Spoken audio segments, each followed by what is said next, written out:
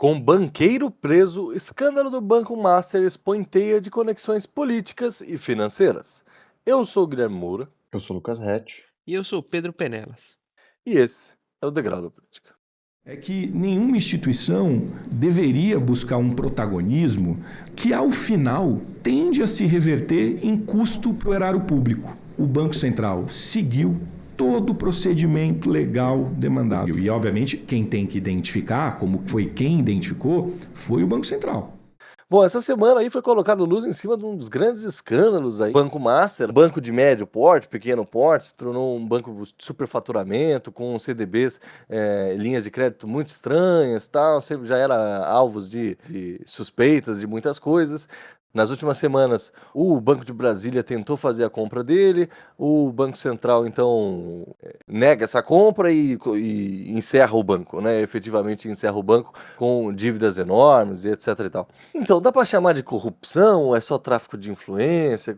É dentro do setor privado, enfim. Eu fiquei, assim, não é um caso de corrupção, quer dizer, a liquidação é determinada a partir de uma crise de liquidez. O Banco Master não teria como honrar os compromissos que ele mesmo firmou com os próprios credores. Uhum. Então essa intervenção do Banco Central não é inédita, o Banco Central já fez isso em outras oportunidades, em outras instituições do sistema financeiro do Brasil nos últimos anos. Eu acho que o que chama a atenção é porque o Banco Master, na figura do Daniel Worcaro, foi construindo com os anos um bom trânsito com autoridades públicas e privadas brasileiras, o que poderia levar a um cenário de acomodação por parte do Banco Central. Então acho que um dos pontos de autonomia do BC, que é um dos assuntos que mais se discutiu nos últimos anos, desde que ela foi formalizada, é que a autarquia pode atuar com certa independência, mesmo que o Worcaro e o sócio dele, Augusto Lima, tenham construído apoio político, né, basicamente. Muito forte, porque o Worcaro é bem próximo ao que consta do Ibanez Rocha e do Ciro Nogueira, por isso que tem essa conexão com o Banco de Brasília, e o Augusto Lima, que virou sócio dele depois do Worcaro comprar uma empresa creditícia do Augusto Lima, era muito próximo do PT da Bahia. Ele já tinha sido contemplado à época que o Rui Costa era governador, com a compra de dívida que o governo baiano tinha com alguns, e aí ele comprou essas dívidas e passou a fazer a cobrança posteriormente, e isso que levou a se aproximar de quadros do PT, principalmente do PT do Nordeste da Bahia. Então, essa atuação do Banco Central destaca muito a autonomia da autarquia frente a esses interesses políticos que poderiam tornar esse movimento mais complexo, assim. Agora, pensando do ponto de vista da segurança e da capacidade de articulação do sistema bancário brasileiro, chama a atenção a questão do BRB, né, no Banco de Brasília, porque além da tentativa de compra no começo do ano, e isso parcialmente motivado por um interesse político, porque o aumento de portfólio não se justificaria dado os números já apresentados pelo Banco Master no começo do ano, o investimento que o BRB fez no Master como uma forma de tentar demonstrar para o Banco Central que o Banco Master não estava passando pela crise de liquidez que levaria à sua liquidação. Então esse movimento paralelo de um banco que está tentando comprar outro e ao mesmo tempo empresta dinheiro para que possa comprar é uma operação muito esquisita. E aí a gente pode ter uma investigação, a gente já tem, né, uma investigação da Polícia Federal, dos motivos que vão levar a essa movimentação. Quer dizer, são dois episódios que acontecem conjuntamente, mas eles são paralelos. Um banco pode sofrer crise de liquidez, em tese, sem nenhum envolvimento ou nenhum caso de corrupção, mas a suspeita de um banco estatal, de um banco estadual, ter emprestado dinheiro para honrar compromissos de um banco que ele deseja comprar, desperta muito interesse e atenção dos órgãos fiscalizadores brasileiros, sobretudo da Polícia Federal, por essa manobra pouco republicana, vamos chamar assim. Não, mas então, por isso que eu disse que é corrupção, ou no mínimo tráfico de influência, né? Tudo bem, e eu imagino que isso deve rolar, assim, pô, toda semana também, ou sobretudo com esses bancos. Tipo, eu entendo que faz parte do jogo, talvez não à medida com que foi feita. Mas a partir do momento que você vai ter, pô, o Ibanez Rocha, essas figuras ali trabalhando por detrás, e se não é corrupção do banco, enquanto instituição, porque faz parte do game, é corrupção dos agentes, né? Não, mas assim, a operação para compra, porque o Master vai emitir 50 bilhões em certificados de depósitos bancários, né, o CDB, por exemplo. E já com juros muito acima da taxa de mercado e já não comprovando liquidez. Então, o investimento do BRB já é na compra desses certificados de depósito bancário. E assim, o Banco de Brasília tinha como saber que esses depósitos não tinham liquidez. Essa carta de liquidez ela é compartilhada pelas instituições financeiras. Você tem mais ou menos como saber se um banco consegue ou não honrar seus compromissos, né? Até por uma certa segurança institucional do sistema financeiro, né? E o Banco Central, obviamente, tem informações cruzadas, porque ele é que vai administrar tudo, né? Então a gente sabe que desses 50 bilhões, pelo menos 12 foram esses créditos que o BRB pagou 12 bilhões, foram para socorrer o caixa do Master, já se mostram esquisitos ali, né? Então, assim, é muito complicado quando você está falando de sistema bancário, porque você está lidando com clientes que têm, e aí, no caso do Banco Master, você vai envolver até fundos previdenciários dos estados, a maior parte dos estados parece que tinha fundos previdenciários no Banco Master como uma forma de uma rentabilidade maior, porque uma das prerrogativas de você administrar um fundo previdenciário é você conseguir aplicações que possam garantir um aumento das receitas, e como o Master oferecia valores mais altos, muitos dos governos estaduais optaram por lá, mas ao mesmo tempo com esse bom trânsito com o mercado, não é só pelas taxas mais receptivas por esses governadores investiram seus fundos previdenciários no Master. Dá para entender que há uma teia de conexão muito mais forte que foi formada, e mais uma vez tem que se destacar o papel autônomo do Banco Central, atuando tanto para evitar a compra pelo BRB, quanto a própria manobra do Vorkaro de tentar ir para Dubai e vender para Fictor o Master, ou pelo menos uma parte do Master para Fictor, com um fundo de investimento árabe. Da mesma forma, serviria ao mesmo propósito, evitar uma investigação mais diligente em relação à crise de liquidez que o banco passa, né? Sabe eu fiquei pensando aqui, quando eu li o valor, um movimento que a gente vem vendo nos últimos 10 anos, que é a mudança do perfil de um banco, né? Uhum. Tem se criado esses bancos sem agência. O Banco Master, antes, eu não lembro qual que era o nome do Banco Master, é um banco da década de 70, e que em 2017, 2018, passou por esse rebranding e virou esses bancos tipo Nubank, C6, um banco que não é um banco Itaú da vida, não é um Bradesco, e que lida com CBD, Fundo de Garantia de Crédito. Então, quando eu lia o jornal, eu pensava nisso, de como é um sinal de alerta a essa nova onda de bancos, como ao mesmo tempo nem banqueiros, os executivos, integrantes do JP Morgan falavam que acende um alerta para assim, quem pode mexer com CBD? Quem pode mexer com o crédito? Pedindo barreiras legislativas de proteção aos bancos. E acho que esse exemplo do Banco Master é um desses. É um banco que, embora fosse antigo, é um banco repaginado, sob a administração do Vorkaro, que acende esse alerta, assim, tanto de barreiras que o judiciário para lidar, como acho que o Red escreveu na pauta, com crimes em empresas e bancos, como também as barreiras para os bancos lidarem melhor com isso. Por exemplo, nos últimos anos também a gente teve, além da chegada dos bancos digitais, tal, novas linhas de crédito absurdas e assim por diante,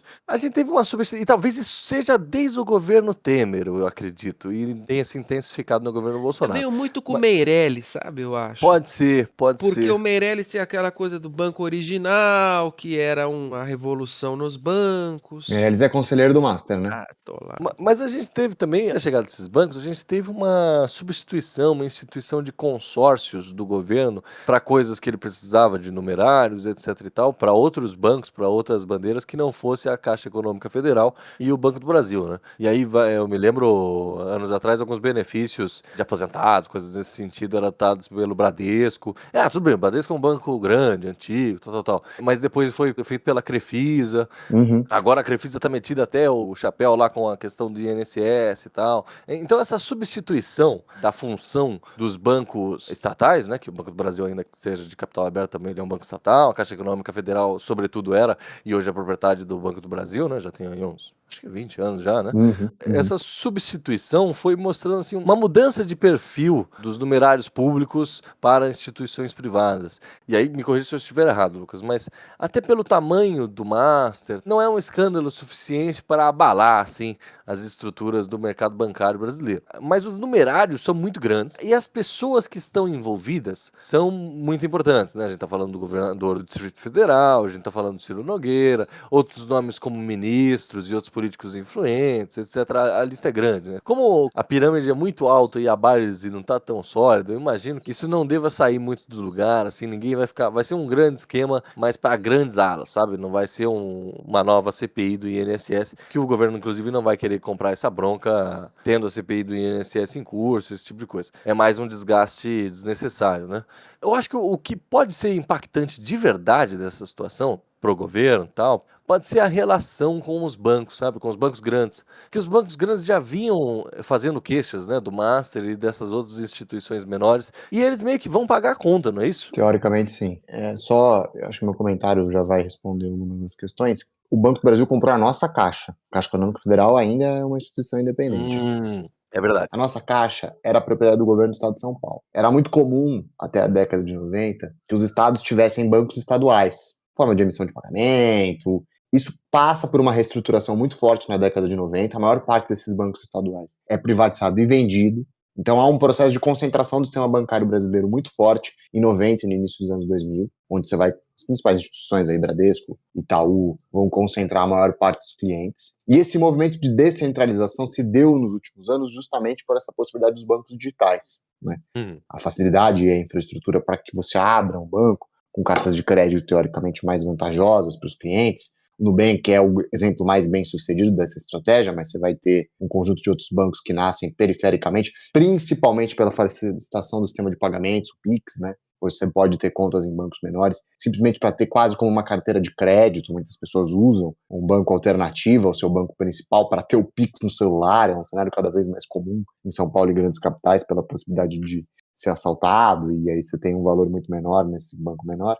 E então, assim, esse movimento de descentralização novamente do sistema bancário causa um estresse, porque o Banco Central estava acostumado a lidar com um cenário de uma atuação como instituição e como autarquia com um conjunto muito mais diminuto de bancos, né? Então agora ele vai precisar de novo recuperar mecanismos de controle para fiscalizar operações financeiras que estão acontecendo de maneira descentralizada, fora das agências, fora dos canais tradicionais de comunicação e acontecendo por todo o país com transações internacionais, porque boa parte desses bancos também consegue operar fora, né? Então, eu imagino que esse momento de descentralização desagrade os principais bancos pela fragilidade do sistema financeiro, quer dizer, você pode ter mais buracos que se apresentam aí no sistema financeiro porque você não tem tanto controle institucional do ponto de vista da centralização bancária, e ao mesmo tempo você vai ter um cenário desafiador, que é o que o Pedro trouxe, de fiscalização. Quer dizer, o Banco Central, a autonomia do Banco Central foi fundamental para essa liquidação do Banco Master. Mas se a gente está pensando, e aí a gente pode somar isso ao caso da Americanas, que não tem